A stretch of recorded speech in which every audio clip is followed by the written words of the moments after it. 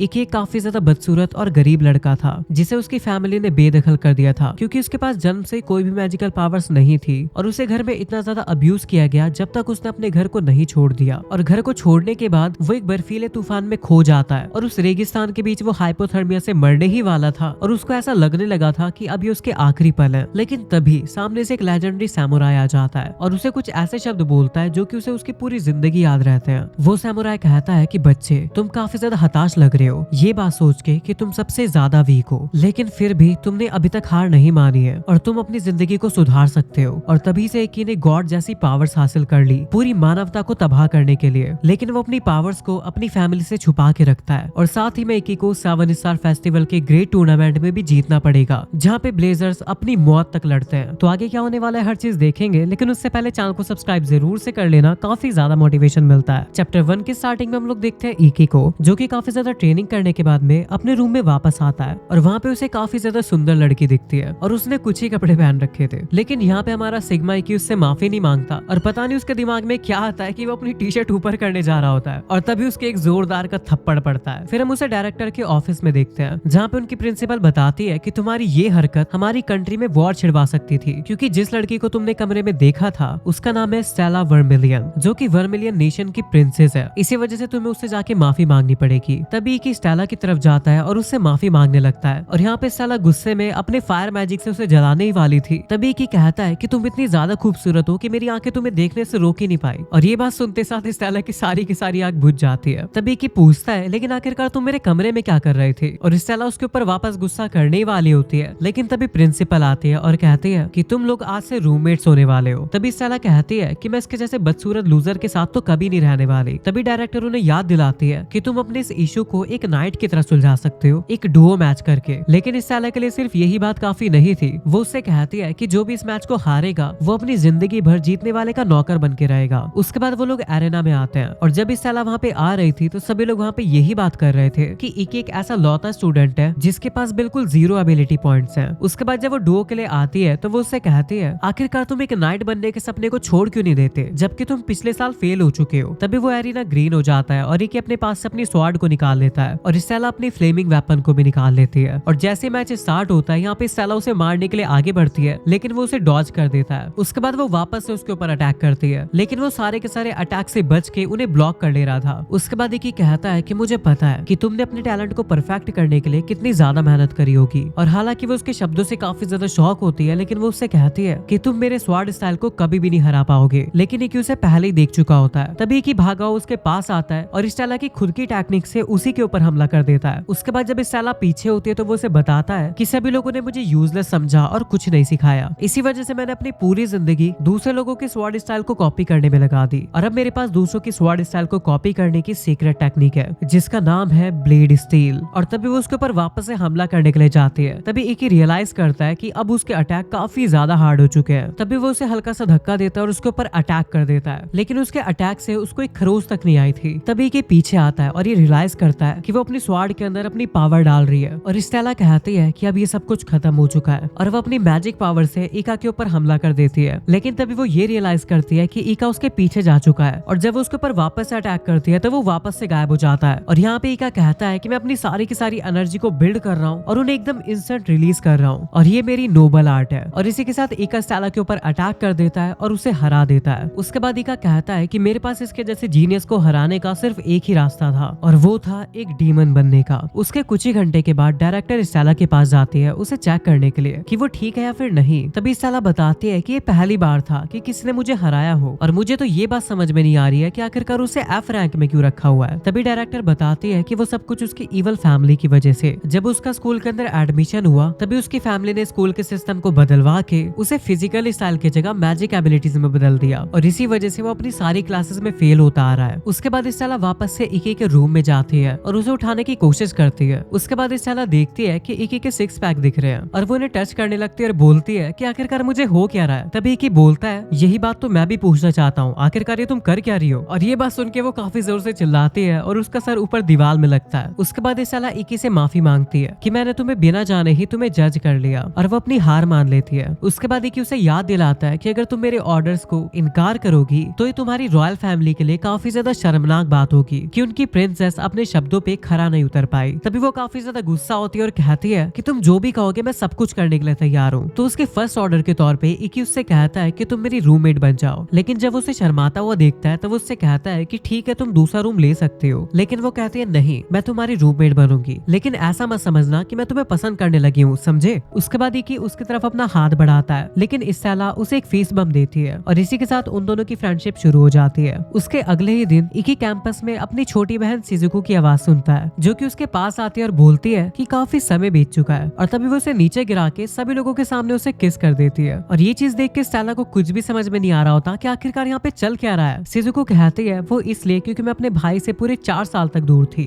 और वैसे भी जब दो लोग एक दूसरे से प्यार करते हैं तो उसमें किस करना तो नॉर्मल है ना, और काफी कंट्रीज में तो ऐसे ही प्यार जताया जाता है। तभी स्टेला बोलती है लेकिन मेरी कंट्री में तो ऐसा कुछ भी नहीं होता, यहाँ तक कि किसी भी कंट्री में सिबलिंग्स ऐसे किस नहीं करते। तभी इकी कहता है कि हाँ मैंने भी इस बारे में कभी नहीं सुना। तो शिजुको कहती है कि आप उन सबको छोड़ो भैया, ये हमारे बीच की बात है। तभी पीछे से स्टेला आती है और उसे उठा के पीछे फेंक देती है। उसके बाद स्टेला इकी से कहती है आखिरकार तुम कर क्या रहे हो, कम से कम उसे हटाने की तो कोशिश करो। तभी इकी कहता है कि हाँ उसे मुझ पर से हटाने के लिए तुम्हारा शुक्रिया। और इधर हम देखते हैं शिजुको को, जो कि कहती है अच्छा तो तुम हो वो फेमस प्रिंसेस, लेकिन तुम मेरे और मेरे भाई की बातों के बीच में क्यों घुस रही हो। तभी स्टेला कहती है कि मुझे ऐसा लगता है कि तुम्हारे और तुम्हारे भाई के बीच में कोई चीज तो आनी चाहिए थी जो तुम्हें रोके। शिजुको कहती है कि अगर ऐसी बात है तो मुझे और मेरे भाई को डिसाइड करने दो, तुम्हारा ओपिनियन कोई मैटर नहीं करता। हम दोनों का रिश्ता कुछ ऐसा है जो कि तुम्हारे जैसे प्रिंसेस कभी भी नहीं समझेगी। तभी स्टेला कहती है कि अगर ऐसी बात है तो उसका और मेरा भी एक रिलेशन है। तभी शिजुको पूछती है और आखिर वो किस तरह का रिश्ता है। और यहाँ पे स्टेला थोड़े से शर्माते हुए बोलती है कि मेरा मास्टर है और मैं उसकी सर्वेंट। और ये बात सुन के सारे लोग काफी ज्यादा शॉक हो जाते हैं। तभी की बोलता है कि तुम्हें चुप हो जाना चाहिए स्टेला, मैंने तुमसे कहा था ना कि उस बारे में भूल जाओ। तभी एक लड़की इकी के पास आती है और बोलती है कि ये तो काफी बड़ी खबर है, इसे तो मैं ऐसे छापूंगी कि एक सैवेज क्लासमेट जिसके पास एक प्रिंसेस स्लेव है और उसके अंदर मैं उनके 72 घंटे के रूम के अंदर लॉक वाले इंसिडेंट के बारे में बताऊंगी। तभी के कहता है कि तुम गलत समझ रही हो। तभी स्टेला कहती है कि हाँ ये बिल्कुल सच है, इसने मुझे बैटल में हराने के बाद ये ऑर्डर दिया था कि हम लोग एक ही कमरे में रहेंगे। तभी की कहता है कि तुम जानती हो कि मेरा ऐसा कोई इंटेंशन नहीं था। तभी शिजुको कहती है क्या ये सब कुछ सच है। भैया मैं आपसे पूछ रही हूँ अगर ये बात सच है तो। तभी की कहता है कि हाँ कुछ हद तक तो सच है। तभी शिजुको कहती है कि अगर ऐसी बात है तो मैं आपको आपके इस बर्डन से अभी आजाद कर देती हूँ। और वो अपनी स्वार्ड को समन कर देती है। उसके बाद वो कहती है कि मैं वाटर स्टाइल हूँ और वो फायर स्टाइल, और पानी हमेशा आग को हरा देता है। और यहाँ पे कि उसे मना करने की कोशिश कर ही रहा होता है। तभी हम पीछे देखते हैं कि स्टेला ने भी अपने वेपन को समन कर लिया है। उसके बाद वो दोनों आपस में लड़ना शुरू कर देते हैं और वहाँ पे काफी खतरनाक तबाही मचा देते हैं। और यहाँ पे हम देखते हैं प्रिंसिपल को, जो कि उनसे बताती है कि स्कूल के अंदर ऐसे डिवाइसेस का यूज करना अलाउड नहीं है, और यहाँ तक कि तुम्हें हाउस अरेस्ट की पनिशमेंट भी दी जा सकती थी, लेकिन क्योंकि ये तुम्हारा पहला दिन है इसलिए मैं तुम्हें सिर्फ टॉयलेट साफ करने का काम दे रही हूँ। तभी स्टेला कहती है आपका बहुत बहुत शुक्रिया चेयरमैन। शिजुको कहती है हाँ और मैं भी ये दोबारा नहीं करूंगी। और यहाँ प्रिंसिपल कहती है कि तुम सारे के सारे गर्ल्स टॉयलेट साफ करने के बाद अपने घर जा सकते हो और चिंता मत करो, सिर्फ 27 टॉयलेट और बचे हैं। और ऐसा कह के वो वहाँ से चली जाती है। और यहाँ पे दोनों अभी भी एक दूसरे को उल्टा सीधा बोल के लड़े जा रही होती है। उसके बाद हमारा सीन चेंज होता है और हम लोग देखते हैं स्टेला को, जो कि कहती है कि ठीक है आज मैं तुम्हें जाने देती हूँ। तो शिजुको कहती है अच्छा तो तुम हार मान रही हो कि तुम दोबारा मेरे भाई के पास नहीं भटकोगी। स्टेला कहती है कि मेरा ऐसा कोई मतलब नहीं था, और वैसे भी मैं तुम्हें बता दूं कि हम लोग चाहते हुए भी अलग नहीं रह सकते, आखिरकार हम लोग रूममेट जो है। तभी शिजुको कहती है कि चाहे तुम कुछ भी कर लो लेकिन मेरा भाई सिर्फ मेरा है। तभी स्टेला कहती है कि तुम थोड़ी सी पागल हो क्या, तुम उसकी छोटी बहन हो और तुम्हारा उसके साथ खून का रिश्ता है। तभी शिजुको कहती है कि एक ऐसी चीज है जो कि तुम कभी भी नहीं समझ पाओगी। स्टेला कहती है तुम्हारा मतलब क्या है। शिजुको कहती है कि चाहे कुछ भी हो जाए लेकिन तुम कभी भी मेरे भाई की फीलिंग्स को नहीं समझ पाओगी क्योंकि तुम कुरेगाने फैमिली का हिस्सा नहीं हो। तभी स्टेला कहती है कि मेरे सामने अपना फैमिली कार्ड मत खेलो, मेरी भी फैमिली है। तभी शिजुको कहती है कि तुम्हें कोई भी आइडिया नहीं है कि मेरा भाई हमेशा से कैसा फील कर रहा है, उसे घर में हमेशा ऐसे ट्रीट किया जाता था जैसे वो एग्जिस्ट ही नहीं करता। उसके बाद हमारा सीन चेंज होता है और शिजुको अपने घर में आ जाती है और वहाँ पे हम एक लड़के को देखते हैं जिसका नाम होता है एलिस, और वो बोलता है कि फाइनली मैं तुमसे मिल ही गया रूममेट, मुझे तो चिंता ही होने लगी थी कि आखिरकार ये कहाँ पे गायब हो गई। उसके बाद वो कहता है कि मेरा नाम है अरुशिन नागी लेकिन मेरे दोस्त मुझे एलिस बुलाते हैं। और यहाँ पे हम देखते हैं स्टेला को, जो कि अभी भी उसी की बात के बारे में सोच रही होती है कि आखिरकार उसने ऐसा क्यों कहा कि वो उनके लिए एग्जिस्ट ही नहीं करता था। और तभी वहाँ पे इकी आता है और वो पूछता है कि आखिरकार तुम यहाँ पे क्या कर रही हो स्टेला। स्टेला कहती है मैं बस यहाँ पे तुम्हारा इंतजार कर रही थी, मैंने सोचा हम लोग साथ में प्रैक्टिस कर सकते हैं। तभी इकी कहता है कि मुझे ऐसा लगा था कि तुम काफी थक गई होंगी, इसके लिए मुझे माफ करना। स्टेला कहती है कोई बात नहीं। फिर स्टेला उसे एक बॉटल देती है और बोलती है कि तुम इसे क्लास में भूल आए थे। फिर वो कहती है कि इकी आखिर तुम्हारी फैमिली तुम्हें ऐसे क्यों ट्रीट करती थी जैसे तुम एग्जिस्ट ही नहीं करते। और ये बात सुन के इकी के मुंह का सारा पानी बाहर निकल जाता है। स्टेला कहती है कि माफ करना, शायद मुझे तुमसे क्वेश्चन नहीं पूछना चाहिए था। तभी इकी कहता है कि शायद से तुम शिजुको से बात कर रही थी। स्टेला कहती है हाँ। इकी कहता है कि कोई बात नहीं, मैं तुम्हें बताऊंगा, और वैसे भी शायद ये तुम्हें बताने का बिल्कुल सही समय होगा। वैसे क्या तुम इसे सच में सुनना चाहती हो, क्योंकि थोड़ी सी डिप्रेसिंग स्टोरी है। स्टेला कहती है हाँ। उसके बाद इकी स्टेला से पूछता है क्या तुम सैमुराई रियोमा के बारे में जानती हो। स्टेला बोलती है हाँ मुझे पता है, वो एक हीरो है जिसने जापान को आखिरी ग्रेट वॉर में विक्ट्री दिलाई थी। उसका असली नाम था रियोमा कुरोगाने। इकी कहता है हाँ वो मेरे ग्रेट ग्रैंडफादर थे, और उसके अलावा वो पर्सन है जिनकी तरह मैं बनना चाहता हूँ, क्योंकि हर पीढ़ी के बाद कुरोगाने फैमिली के अंदर काफी ज्यादा एक्सीलेंट ब्लेजर्स पैदा हुए, जिसे तुम लोग स्पेशल फैमिली कहते हो। लेकिन मैं बाकी लोगों की तरह नहीं था, मेरे पास कोई टैलेंट ही नहीं था। इसी वजह से मेरे पेरेंट्स मुझे इस तरह से ट्रीट करते थे जैसे मैं एग्जिस्ट ही नहीं करता। किसी भी फैमिली गैदरिंग में उन्होंने कभी भी मेरे लिए कोई भी सीट नहीं रखी। और एक दिन मैंने कुछ लोगों की आवाज सुनी जो कि न्यू ईयर पार्टी में काफी ज्यादा मजे कर रहे थे, और इसी वजह से मैं काफी ज्यादा टूट गया। मेरे पास जाने के लिए कोई जगह नहीं थी, लेकिन फिर भी मैं उस घर के अंदर अब और नहीं रह सकता था। लेकिन तभी वेदर काफी ज्यादा बिगड़ गया और मैं उस तूफान के अंदर खो गया। उस वक्त मुझे ऐसा लग रहा था कि मैं मरने ही वाला हूँ, लेकिन तभी मैं सोचने लगा कि आखिर इस तरह से मरना कितना ज्यादा बुरा है। और तभी अचानक से वो मेरे सामने आए। एरिका कहती है सैमुराई रियोमा। इकी कहता है हाँ, और मुझे उनका कहा हुआ हर एक शब्द याद है। उन्होंने मुझसे कहा था क्या तुम हताश हो चुके हो बच्चे, इस बात को लेके कि तुम सबसे ज्यादा कमजोर हो, लेकिन फिर भी तुमने अभी तक हार नहीं मानी, और तुम एक वर्थलेस इंसान मत बनो। तुम वो सब कर सकते हो जो भी तुम चाहते हो, क्योंकि हम ऐसे क्रिएचर्स हैं जिनके पास पंख नहीं है, लेकिन फिर भी हम लोग चांद तक जा चुके हैं। इकी कहता है कि ये सब उन्होंने मुझे काफी आसान भाषा में कहा, और उनके इन्हीं शब्दों से मैं बच पाया। और तभी से मैंने डिसाइड कर लिया कि मैं बड़े होके बिल्कुल उन्हीं की तरह बनूंगा, और अगर मुझे कोई ऐसा मिलेगा जैसा मैं तब था तो मैं उसे वही चीज दूंगा जो कि मेरे ग्रैंडफादर ने मुझे दी थी। लेकिन ऐसा करने के लिए मुझे स्ट्रॉन्ग बनना पड़ेगा, जितना मैं बन पाऊँ बिल्कुल उनकी तरह। तभी स्टेला कहती है अच्छा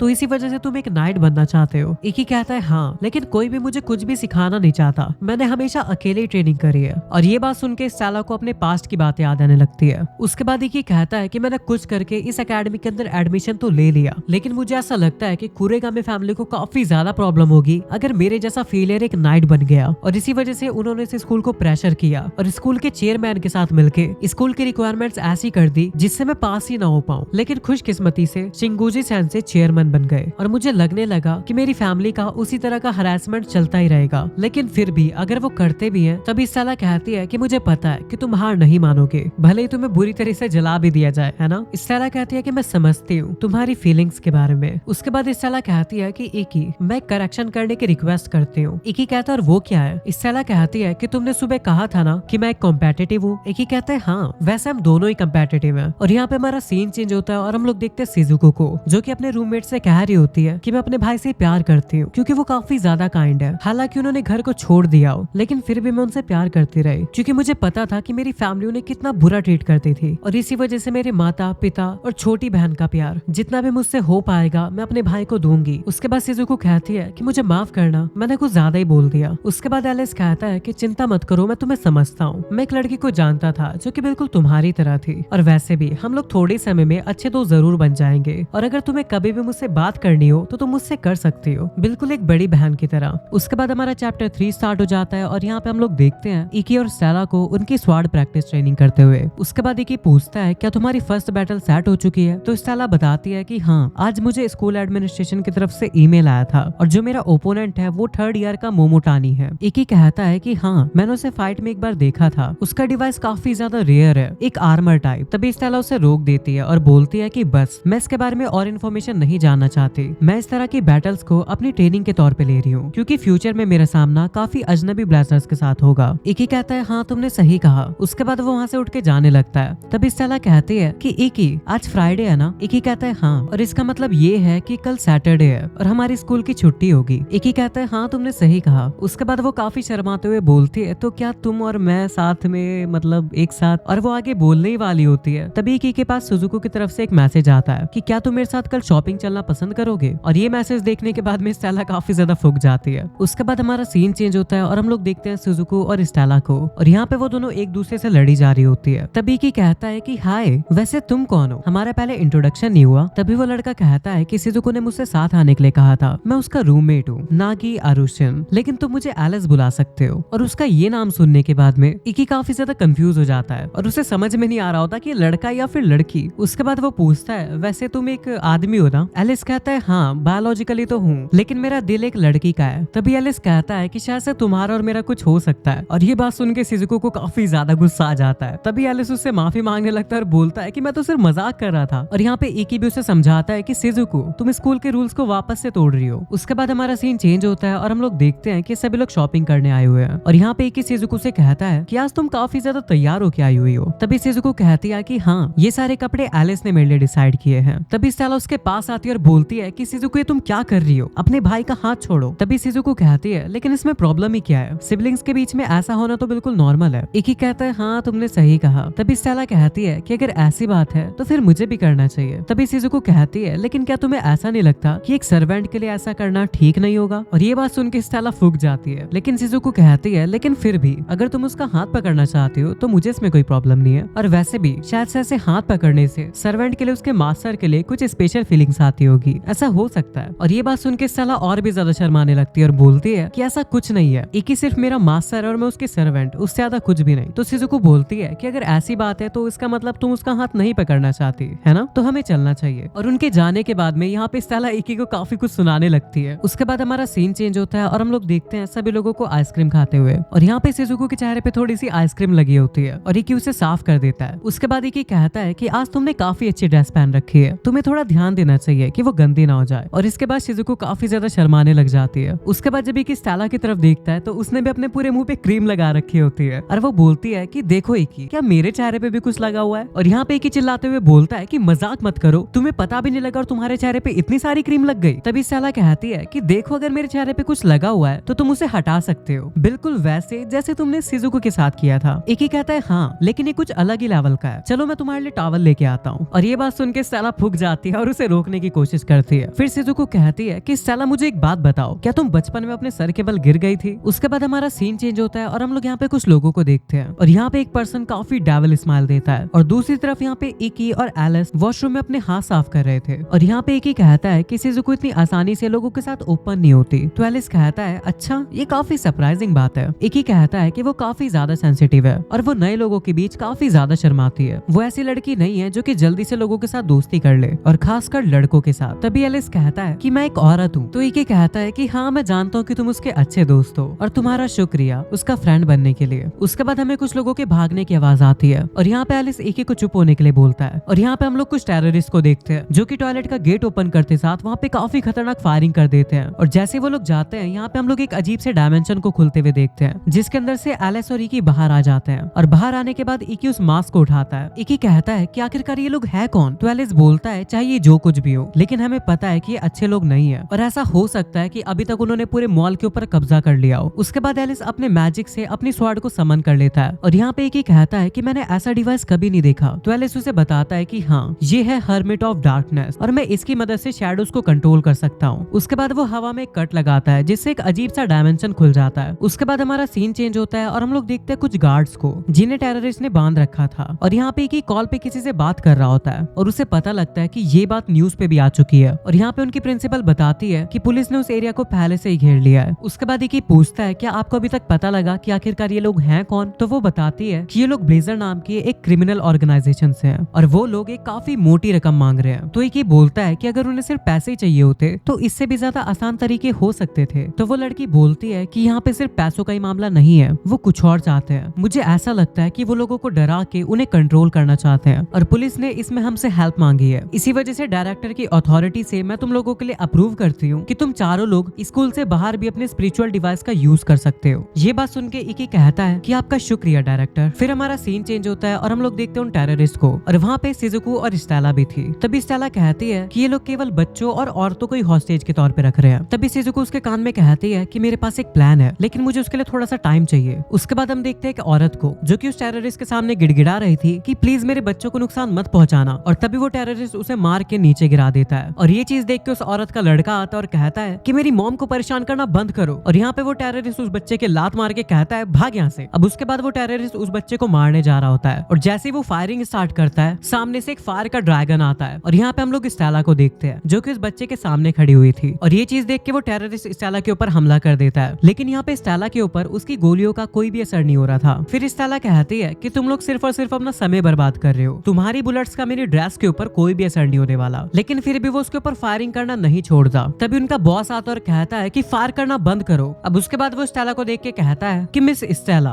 वर्मिलियन एम्पायर की सेकंड प्रिंसेस, अगर ये आप हैं तो मुझे आपसे मिलकर काफी ज्यादा खुशी हुई। स्टेला कहती है अच्छा तो तुम इनके बॉस हो? वो कहता है हाँ तुमने सही कहा, मेरा नाम है बीशो। फिर वो उस आदमी को देख के कहता है कि हे याकिन, आखिरकार तुम ये क्या कर रहे हो? मैंने तुमसे कहा था ना कि तुम किसी भी हॉस्टेज को नहीं छुओगे। वो आदमी कहता है कि मुझे माफ करना बॉस, लेकिन उस बच्चे ने मेरे ऊपर आइसक्रीम गिरा दी। तो उनका बॉस बोलता है तो क्या हुआ, तुम इतनी छोटी सी चीज के लिए उसे मारने वाले थे? फिर वो उससे कहता है वैसे इसमें तुम्हारी भी गलती नहीं है याकिन, लेकिन तुम उस बच्चे के माँ बाप की गलती की सजा उस बच्चे को नहीं दे सकते। और तभी वो उसके माँ के सर पे गन पॉइंट कर देता है। जैसे वो उसे मारने वाला होता है तभी स्टेला उसके ऊपर अटैक कर देती है, और जैसे वो हवा में उसके ऊपर अटैक करने के लिए उड़ती है तभी वो आदमी उसे देख लेता है और अपने हाथ से एक शील्ड बना देता है। और अब स्टेला की स्वॉर्ड का उसके ऊपर कोई भी असर नहीं हो रहा था। और अब वो आदमी कहता है कि तुम काफी ज्यादा स्ट्रॉन्ग और काफी ज्यादा फास्ट हो, लेकिन फिर भी तुम ये बात नहीं जानती कि ये दुनिया कितनी ज्यादा डरावनी है। तभी वो अपने दूसरे हाथ से उसके पेट में काफी जोर से मुक्का मारता है और उसे नीचे फेंक देता है। अब वो आदमी कहता है कि ये मेरा डिवाइस है, जजमेंट रिंग, और इसकी एबिलिटी है जुर्म करना और सजा देना। जो मेरी लेफ्ट रिंग है वो सारे के सारे अटैक्स को अब्सॉर्ब कर लेती है, और जो मेरी राइट रिंग है वो सारी की सारी पावर्स को रिलीज करके सामने वाले पर्सन को पनिशमेंट देती है। उसके बाद वो कहता है कि हालांकि तुम एक प्रिंसेस हो, लेकिन मुझे देख के काफी ज्यादा अच्छा लगा कि तुमने ऐसे कॉमन लोगों के लिए अपनी जान को जोखिम में डाला, और मैं तुम्हारे इस साहस की इज्जत करता हूँ। इसी वजह से मैं तुम्हें एक रास्ता बता रहा हूँ जिससे तुम इन लोगों की जान बचा सको। तो स्टेला पूछती है और वो क्या है? तो वो कहता है कि तुम इस बच्चे की जगह ले लो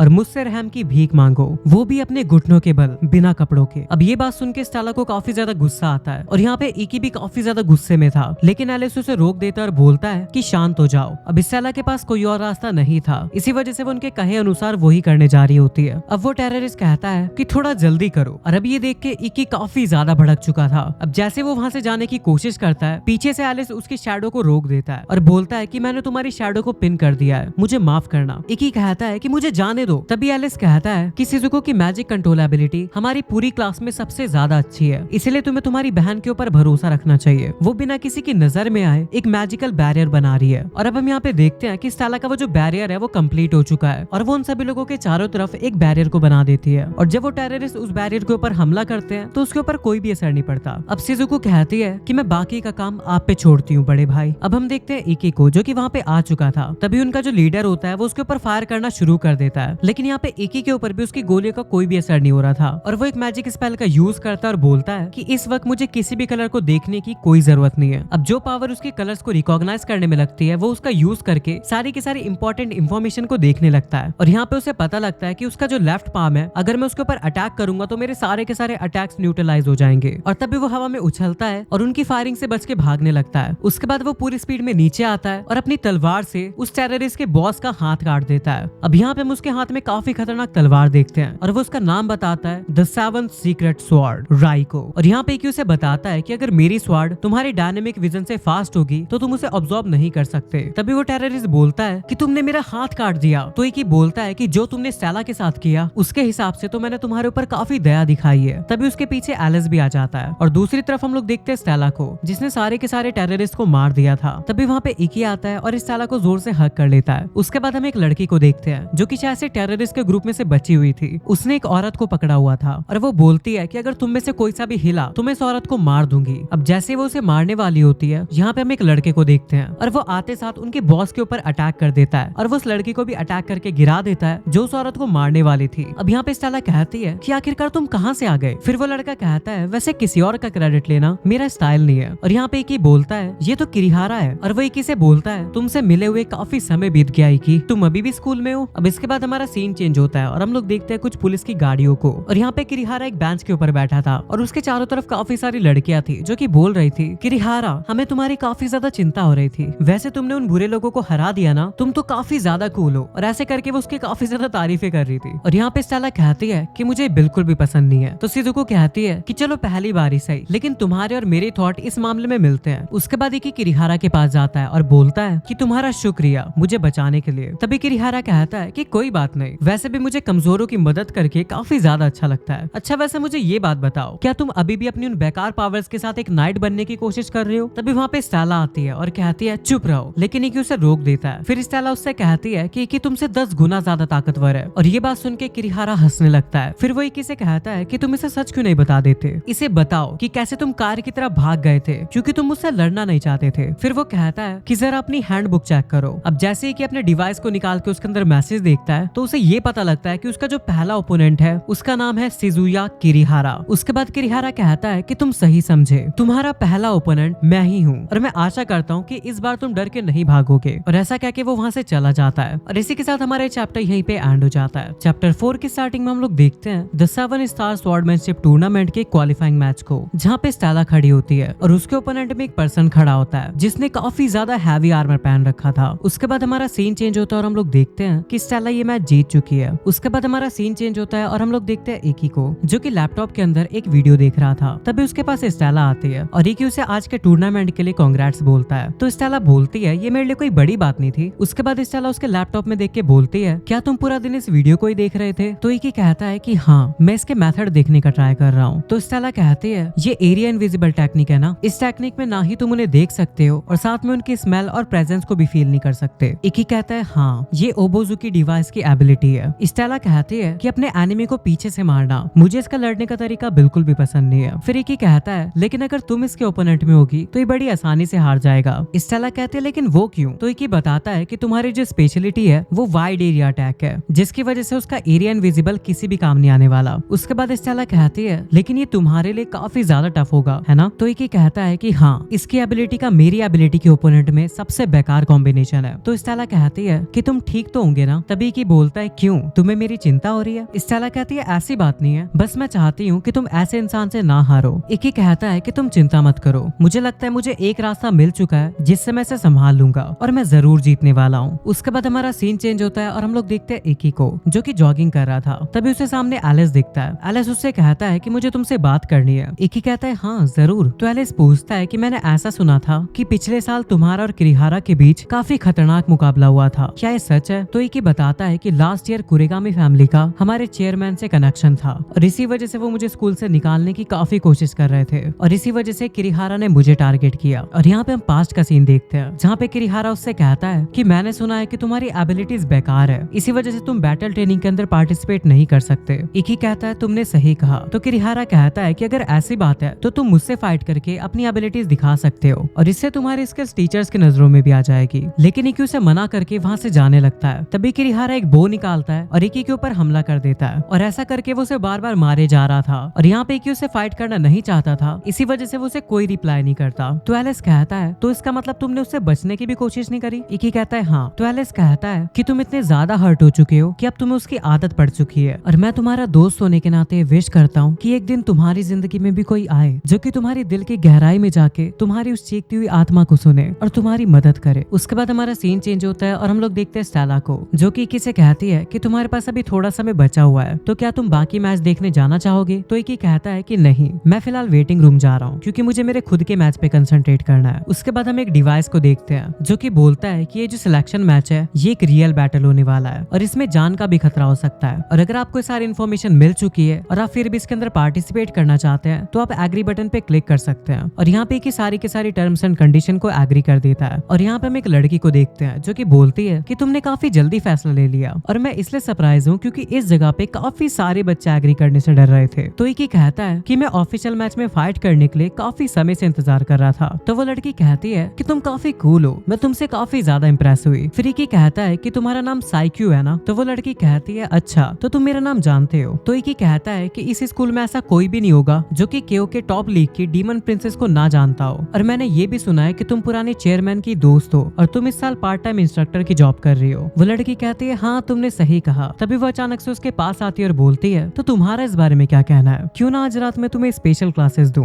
तभी वहाँ पे प्रिंसिपल आती है और कहती है कि आखिरकार तुम मेरे स्टूडेंट के साथ क्या कर रही हो? तभी वो लड़की कहती है कि तुमने मुझे डरा दिया और मैं अचानक से तुम्हें मार भी सकती थी। तो प्रिंसिपल कहती है तुम तो ऐसे कह रही हो जैसे मैं तुम जैसे किसी से मर जाती, और वैसे मैं तुम्हें बता दूं कि हमारे थर्ड मैच की सुपरवाइजर गायब है। तो वो लड़की कहती है कि वो काफी ज्यादा बोरिंग फाइट थी, इसी वजह से मैं वहाँ से आ गई। तभी प्रिंसिपल उसे खींच के ले जाने लगती है और बोलती है कि अपनी पोस्ट पे वापस जाओ। उसके बाद हमारा सीन चेंज होता है और हम लोग देखते हैं एकी को जो कि कहता है कि सिर्फ 30 मिनट और बचे हैं, मुझे कॉन्सेंट्रेट करना चाहिए। और उसे उसकी पास्ट की बात याद आने लगती है और वो बोलता है फाइनली मैं यहाँ तक पहुंच चुका हूँ, ये मेरा पहला ऑफिशियल मैच है और आखिरकार मुझे एक चांस मिला है है, मैं इसे हार नहीं सकता, अब चाहे कुछ भी हो जाए। अब हम यहाँ पे देखते हैं कि इकी को पता नहीं क्या हो जाता है और उसे हर चीज धुंधली दिखने लगती है और तभी अनाउंसमेंट भी हो जाता है कि उसका मैच शुरू होने वाला है और उसे मैच के लिए बुलाया जा रहा है। उसके बाद हमारा सीन चेंज होता है और हम लोग देखते हैं किरिहारा को, और वहीं पे दूसरी तरफ इकी भी मैच के अंदर पहुंच चुका है। तभी किरिहारा इकी से कहता है कि मुझे लगा नहीं था कि तुम यहाँ पे आओगे, लेकिन अगर तुम यहाँ पे आ ही गए हो तो अब मैं तुम्हें बहुत बुरी तरीके से मारने वाला हूँ। तो इकी कहता है कि तुम कोशिश करके देख सकते हो अगर तुम कर पाओ। अब इसके बाद हम देखते हैं कि किरिहारा के सामने कुछ टहनियां सी उगती है जिसके अंदर एक फल निकलता है, और जैसे किरिहारा उसे पकड़ता है वो फल एक धनुष में बदल जाता है और यहाँ पे इकी अपनी स्वॉर्ड इंतेत्सु को भी समन कर लेता है। अब यहाँ पे इनका मैच शुरू हो जाता है और इकी अपनी स्वॉर्ड के साथ अपनी पोजीशन ले लेता है। तो किरिहारा कहता है कि तुम काफी ज्यादा डरे हुए लग रहे हो। तो इकी कहता है कि ये मैच पहले ही शुरू हो चुका है। अब उसके बाद किरिहारा हवा में अपनी उंगलियां चलाने लगता है जिसकी वजह से वहाँ पे चारों तरफ कुछ पेड़ से उग जाते हैं, और देखते ही देखते पूरे के पूरे स्टेडियम के अंदर एक जंगल उग चुका था। और वहाँ के अनाउंसर्स कहते हैं कि ये एरिया पूरा इनविजिबल हो चुका है और हमें किरिहारा कहीं पे भी नजर नहीं आ रहा है। और इस जंगल के अंदर हम लोग देखते हैं इकी को, जो कि कहता है कि भले ही एबिलिटी कितनी भी अच्छी हो लेकिन इसे मात देने का कोई तरीका तो जरूर होगा। तभी उसके ऊपर साइड से एक हमला होता है, लेकिन इकी अपनी तलवार से उसे डॉज कर देता है। और अब उसके ऊपर चारों तरफ से एरो से हमले हो रहे थे, लेकिन इकी अपनी तलवार से सारे के सारों को रोक दे रहा था।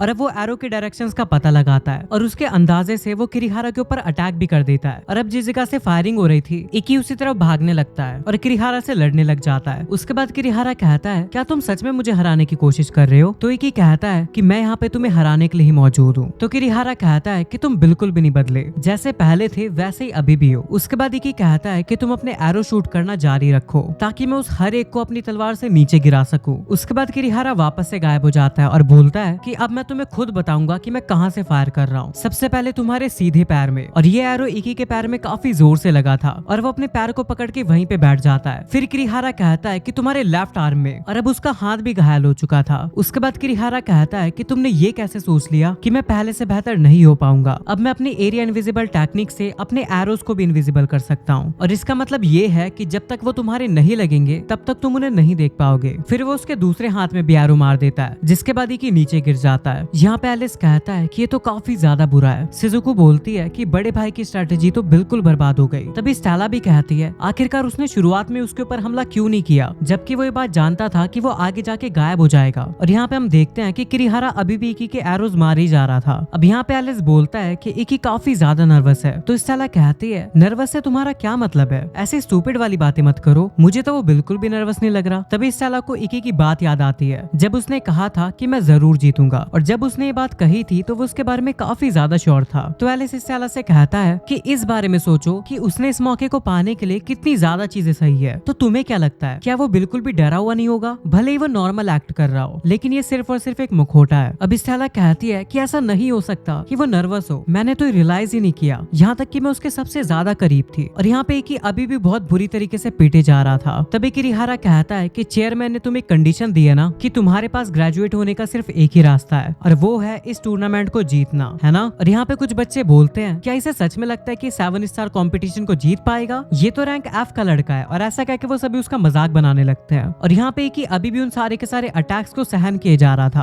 और सभी लोग उसे बुरा भला कहे जा रहे थे। तभी स्टेला कहती है कि ये लोग जो अपने आप से हार मान चुके हैं वो उसे भला बुरा बोल रहे हैं जो कि बैटल में लड़ रहा है। और अब हम यहाँ पे देखते हैं कि किरिहारा का एक एरो सीधा आके उसके पेट में लगता है और एक ही नीचे गिर जाता है। और यहाँ पे किरिहारा कहता है कि इसके अंदर काफी ज्यादा हिम्मत थी, इसी वजह से सभी लोग इसे चेयर करो, और वो उसे वर्स 1 कह के बुलाने लगते हैं, यानी जो कि सबसे ज्यादा बेकार है। और ये सब सुन के स्टेला को काफी ज्यादा गुस्सा आता है और वो चिल्ला के कहती है कि सभी लोग चुप हो जाओ, ये तुमसे कई गुना ज्यादा बेटर है। उसके बाद वो इक्की से कहती है कि तुम ऐसे मत देखो, तुम इस समय हार नहीं मान सकते, मैं तुम्हें तब ज्यादा पसंद करती हूँ जब तुम गर्व से ऊपर देखते हो। अब इसके बाद इक्की खड़ा होता है और अपने मुंह पे एक पंच मारता है और बोलता है कि तुम्हारा शुक्रिया स्टेला, मुझ में साहस भरने के लिए। अब किरिहारा हंसते हुए बोलता है कि एक औरत के चिल्लाने पर तुम्हारे अंदर वापस से जान आ गई। अब इक्की अपने आप से कहता है कि ज्यादा घमंडी मत हो, तुम उसके एरोज देख सकते हो। फिर किरिहारा हंसते हुए बोलता है अच्छा ठीक है, अब मुझे लगता है कि अगली बार मुझे तुम्हारे सर के ऊपर मारना चाहिए और उसके बाद तुम मर जाओगे। उसके बाद इक्की कहता है कि शुरुआत से सिर्फ एक ही चीज थी, सिर्फ एक चीज जो मैं कर सकता हूँ। और अब जैसे किरिहारा उसके ऊपर हमला करता है तभी इक्का अपने ऊपर हुए सारे के सारे अटैक्स को एनालाइज करने लगता है और वो उसकी आवाज, डायरेक्शन और हर चीज को एनालाइज करने के बाद उसके एरो को हाथ से पकड़ के तोड़ देता है और बोलता है कि अब मुझे पता है कि तुम कहां से फायर कर रहे हो। किरिहारा कहता है कि ऐसा हो ही नहीं सकता कि तुम उसे देख सकते हो। उसके बाद इक्का कहता है कि मैं तुम्हारा आकार और तुम्हारी परछाई नहीं देख सकता, लेकिन फिर भी मुझे पता है। और अब जैसे किरिहारा उसके ऊपर हमला करता है, इकी उसे डिस्ट्रॉय कर देता है। अब उसके बाद इकी कहता है कि तुम्हारी रिदम, तुम्हारी आवाज में वो इमोशन और जो दर्द तुम महसूस कर रहे हो, वो सारी चीजें मुझे तुम्हारे बारे में बता रही है और मैं उन सभी को ट्रेस कर सकता हूँ और अब तुम मुझसे और नहीं छुप सकते। और अब यहाँ पे साइक्यू जो कि कमेंट्री कर रही थी वो हंसने लगती है। तभी दूसरी लड़की बोलती है, लेकिन कैसे, आखिरकार ये ऐसा कैसे कर पा रहा है? तो साइक्यू बोलती है, अपनी ब्लेड स्टील की मदद से। कुरोगाने अपने ओपोनेंट की एबिलिटी को एकदम कॉपी कर सकता है और उसे परफेक्ट कर सकता है। उसने बस इसका एडवांस वर्जन यूज किया है और अब उसने किरिहारा की सारी मूवमेंट और थॉट्स को पढ़ लिया है और इस विजन को कहते हैं परफेक्ट विजन। एक ही कहता है कि अब मैं तुम्हारी एबिलिटी के अंदर से देख सकता हूँ। अब किरिहारा उसके ऊपर हमला करता है, लेकिन एक सारे को डॉज कर देता है और बोलता है कि आप तुम तैयार हो किरिहारा मेरी पूरी ताकत का सामना करने के लिए। और अब किरिहारा 1 मिलियन एरोस को एक साथ फायर कर देता है, लेकिन एक एक करके सभी को डॉज करता है और उन्हें डिस्ट्रॉय कर देता है। और अब किरिहारा अपना लास्ट अटैक करता है, लेकिन इकी उसे भी डिस्ट्रॉय कर देता है। और अब इकी अपनी तलवार लेके पूरी स्पीड में किरिहारा की तरफ ही बढ़ रहा था। और अब किरिहारा उससे कहता है कि प्लीज इकी, वो स्वॉर्ड मुझे मार देगी, मैं तुम्हारा दोस्त हूँ, मुझे माफ कर दो। तभी इकी अपनी पूरी पावर से उसके ऊपर हमला करता है और वहाँ पे एक बहुत बड़ा धमाका हो जाता है। लेकिन उसके बाद हमें पता लगता है कि इकी ने अपनी तलवार को किरिहारा के ठीक सामने लाके गाड़ दिया था और यहाँ किरिहारा का मुंह खुला का खुला रह जाता है। उसके बाद इकी उससे कहता है कि मैं बस 1 मिलीमीटर से रह गया और इसी के साथ इकी इस मैच को जीत चुका था। अब उसके बाद अनाउंसमेंट होती है कि इकी कुरोगाने, जो कि पिछले साल अपनी क्लासेस भी नहीं ले पाया था, वो हमारे इस मैच का विजेता बन चुका है। और अब सारे के सारे उसे चेयर करने लग जाते हैं और स्टेला भी ये देख के काफी ज्यादा खुश होती है। लेकिन तभी इकी अचानक से नीचे गिर जाता है। उसके बाद हमारा सीन चेंज होता है और हम लोग देखते हैं इकी को, जो कि हॉस्पिटल के अंदर था और उसके पास स्टेला बैठी हुई सो रही थी। और यहाँ पे हम लोग शिजुको को देखते हैं। तभी उसके पास एलिस आता है और उसे हग कर लेता है। और अब यहाँ पे स्टेला इकी से कहती है कि तुम मुझे ऐसे सोते हुए कैसे देख सकते हो, और वो उसके ऊपर सामान फेंकने लगती है। तभी इकी कहता है कि मुझे माफ करना, मैं तुम्हें परेशान करना नहीं चाहता था। तो स्टेला कहती है कि मुझे तुम्हारी कोई चिंता नहीं थी। और अब इकी कहता है कि स्टेला, मैं तुम्हें सच में पसंद करता हूँ, मैं काफी ज्यादा लकी हूँ जो तुम मुझे मिली। तभी स्टेला कहती है, इडियट, ये तुम क्या कह रहे हो? जब मैंने तुमसे कहा था कि मैं तुम्हें पसंद करती हूँ, उसका मतलब एज अ इंस्पिरेशन था। इकी कहता है, हाँ मैं जानता हूँ, लेकिन फिर भी जो मुझे कहना था मैंने कह दिया। तो स्टेला कहती है कि तुम इतने भी ज्यादा ऑनेस्ट मत बनो। फिर वो इकी से उसकी आंखें बंद करने के लिए बोलती है। इकी कहता है, क्यों, क्या तुम मुझे मारने वाली हो? स्टेला कहती है, जितना तुमसे कहा है उतना करो। उसके बाद इकी अपनी आंखें बंद करता है और स्टेला उसे किस कर देती है और बोलती है कि मुझे गलत मत समझना, मैंने बस वो किया जो मैं करना चाहती थी। तो इकी कहता है, तो इसका मतलब ये है कि तुम भी मुझे पसंद करती हो? और अब उसके बाद वो दोनों हक कर लेते हैं और इसी के साथ ही चैप्टर यहीं पे एंड हो जाता है। एनीमे पसंद आए तो वीडियो को लाइक कर देना और अगर इसका नेक्स्ट पार्ट देखना चाहते हो तो चैनल को सब्सक्राइब कर लो और कमेंट करके बताओ।